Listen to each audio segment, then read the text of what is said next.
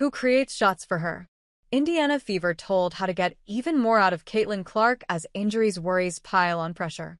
The Indiana Fever star has missed her last 2 games through injury, having only just returned from a left quad injury that held her out for 5 before that. When she's on the court, the WNBA's biggest draw is often targeted by her rivals. In a clash with the Connecticut Sun earlier this month, Clark suffered treatment so rough that teammate Sophie Cunningham was forced to step in to protect her, establishing herself as the league's newest enforcer in the process. Amid all the noise and the frustration of a stop-start season that recently boiled over as she watched from the sidelines, the 23-year-old also finds herself in a 3-point shooting slump. In the last 3 games she's played, Clark has shot 1 for 23 from deep, a stark contrast from the dazzling logo threes and long-range buckets WNBA fans have come to expect from the Fever star. Her 6-point performance in Tuesday's win against the Seattle Storm was a season low, and across 9 games so far this season, she is shooting 29.5% from deep, the lowest of her career extending back to her college days at Iowa. Given the incredible highs Clark hit in her rookie season, which saw her smash record after record, Indiana's star has drawn plenty of attention amid a sophomore slump.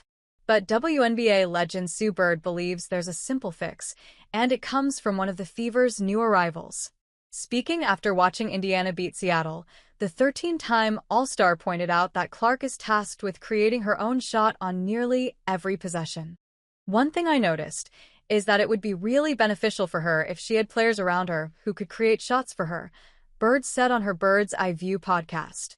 She has to create a lot of her own shots, but she's also creating for her teammates, and there are times where if she could just get some open looks off other people's play, it could be really beneficial to her. That's where Ari McDonald might have some impact. Indiana announced the signing of guard McDonald last week, after she previously featured in 3 games via the WBNA's emergency hardship exception. Announcing the move, General Manager Amber Cox praised the 26-year-old's impact as a playmaker and a defender in the few Fever games that she played, something that has apparently been missing in recent weeks. Now, with McDonald back on the team, the blueprint for success has been laid out, and Clark could soon find a way out of her slump. The Fever will certainly hope that's the case, given they are 8-8 on the season so far.